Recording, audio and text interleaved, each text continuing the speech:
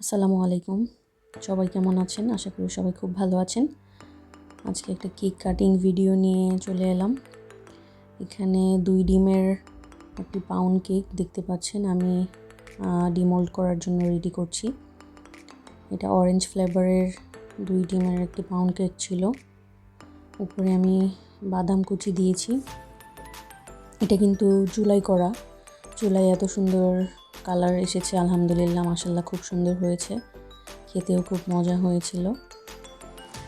তো এখানে বেকিং পেপারটা তুলে নিচ্ছি। এটা খুবই সফট হয়েছিল। তবে আমি পাউন্ড কেকটা বানানোর সময় একটা ভুল করেছি, সেটা হচ্ছে আমি যখন ব্যাটারটা রেডি করে মোল্ডে ঢালি তখন ট্যাপ করে নিয়েছিলাম, কিন্তু কাঠি দিয়ে আমি কেকের ব্যাটারটা নাড়িয়ে দিইনি, যার জন্য কেকের ভিতরে বাতাস ঢুকে বড় বড় এয়ার বাবল ক্রিয়েট হয়েছে। যখন আমি কেকটা কাটিং করছিলাম তখন খেয়াল করলাম অনেক বড় বড় বাবল ক্রিয়েট হয়েছিল, যার জন্য কেকের ভিতরে ফাঁকা ফাঁকা দেখা যাচ্ছে।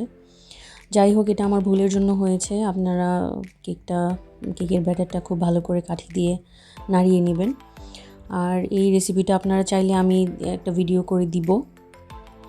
আর আমার ভিডিওগুলো যদি আপনাদের কাছে ভালো লাগে, প্লিজ আমার চ্যানেলটাকে সাবস্ক্রাইব করে আমার পাশেই থাকবেন আর লাইক কমেন্ট করে জানাবেন। আর কেকটা অনেক সফট ছিল। আমি একটু খেয়ে টেস্ট করে দেখছিলাম সব কিছু ঠিক আছে কিনা। সব কিছু ঠিকঠাক ছিল, তবে একটু ভুলের জন্য ভিতরে এরকম ফাঁকা ফাঁকা হয়ে গিয়েছে।